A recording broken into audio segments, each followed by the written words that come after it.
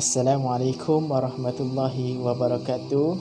InsyaAllah untuk perkongsian dalam tazkirah santai PMI UPM untuk kali ini, saya akan membawakan satu tajuk di mana tajuk ini ada kaitan dengan program PMI UPM yang akan datang. InsyaAllah dalam minggu ini PMI akan melancarkan satu kempen yang bernama kempen Protect Your Akidah. Jadi dalam kempen ini fokusnya adalah berkaitan dengan akidah. Apa yang dimaksudkan dengan akidah? Akidah ini merupakan kepercayaan dan keimanan yang kuat kepada Allah Subhanahu Wa Taala yang tidak akan terurai dan tidak akan terputus dalam apa jua keadaan sekalipun. Dalam maksud yang senang untuk kita faham adalah kita berpegang teguh dengan Al-Quran dan Sunnah Rasulullah Sallallahu Alaihi Wasallam dalam kehidupan seharian kita. Dan kenapa satu persoalan yang ingin saya tanyakan kepada semua penonton yang sedang menonton? Kenapa perlunya untuk kita belajar ilmu akidah?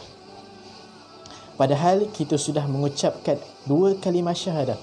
Asyhadu an la ilaha illallah wa asyhadu anna Muhammadar Rasulullah. Tiada Tuhan yang layak disembah melainkan Allah. Nabi Muhammad itu pesuruh Allah. Adakah dengan dua kalimah syahadah itu cukup untuk membuatkan kita ni seorang umat Islam yang sebenar-benar umat Islam? Adakah cukup dengan dua kalimah syahadah itu membuatkan kita ni seorang Muslim yang sejati? Saya memang katakan memang tidak cukup hanya mengucapkan dua kalimah syahadah. Kalau lihat dalam rukun Islam pun ada 5 perkara dan rukun iman ada 6 perkara. Okey, kenapa kita perlunya menjaga akidah? Disebabkan kerana bila terpesongnya akidah membuatkan kita ni jauh daripada Islam. Bila kita berada ataupun kita tidak sedar ataupun kita kurangnya ilmu dalam akidah, tanpa kita sedar kita berada di landasan yang salah. Sebenarnya akidah ni adalah untuk memandu diri kita sentiasa berada di landasan yang benar. Kata Ustaz Azhar Idrus, akidah ini ibarat biji sawi. Apabila kita campak biji sawi ke belakang, dia akan tumbuh apa? Saya yakin dan pasti dia akan tumbuh sawi. Apabila kita campak begitu sahaja, dia akan tumbuh sawi. Dan bila kita tanam dalam pokok, dalam pasu, bila kita buat batas cantik-cantik, kita tanam biji sawi tadi, dia akan tumbuh apa? Dia akan tumbuh sawi. Apa bezanya dengan cara-cara kita tanam tadi adalah dengan cara kita menjaga sawi tersebut sehingga kita boleh tuai. Adakah yang kita campak begitu sahaja kita boleh tuai?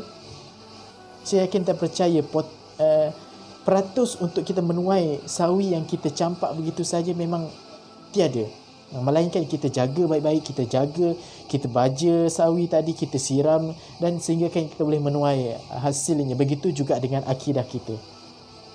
Akidah bila kita jaga, kita belajar ilmu akidah, kita menambahkan kefahaman berkaitan dengan akidah, iaitu kepercayaan dan keimanan yang kuat kepada Allah Subhanahu Wa Taala, maka kita boleh menuainya bila kita nak tuai di pada hari akhirat nanti. Jadi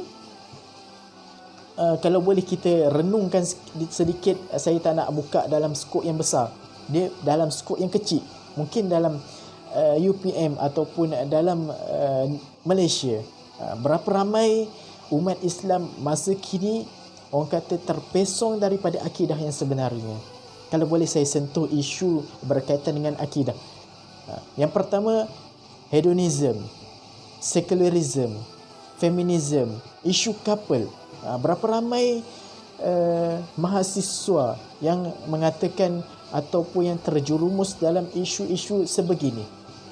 Jadi kita perlu merenung seketika untuk kita muhasabah balik diri kita. Adakah kita berada di landasan yang betul ataupun kita terpesong? Jika kita terpesong, segeralah untuk kembali ke landasan yang betul supaya kita sentiasa dirahmati ataupun mendapat keredaan Allah Subhanahu Wa Taala. Jadi bersempena dengan kempen yang akan dibawakan oleh PMI UPM berkenaan dengan kempen Protect Your Akidah. Saya menyeru dan mengajak kepada semua penonton yang sedang menonton Tazkirah Santai PMI UPM ini untuk turut sama dalam menyokong kempen Protect Your Akidah, untuk sentiasa mengikuti dan mengikuti perkembangan PMI di media sosial supaya anda semua tidak terlepas dengan program-program ataupun inisiatif yang dibawa dalam sepanjang kempen ini. InsyaAllah anda juga saya minta tolong ataupun minta jasa daripada anda semua untuk menyebarluaskan kempen ini supaya lebih ramai lagi yang mendapat manfaat daripada kempen yang akan dibawakan oleh PMI UPM. Jadi insyaAllah saya doakan kepada anda semua sentiasa mendapat keberkatan dan juga sentiasa dirahmati oleh Allah Subhanahu Wa Taala, dan juga segala urusan anda semua dipermudahkan oleh Allah. Jadi saya rasa sekadar itu sahaja. Wallahu a'lam. Assalamualaikum warahmatullahi wabarakatuh.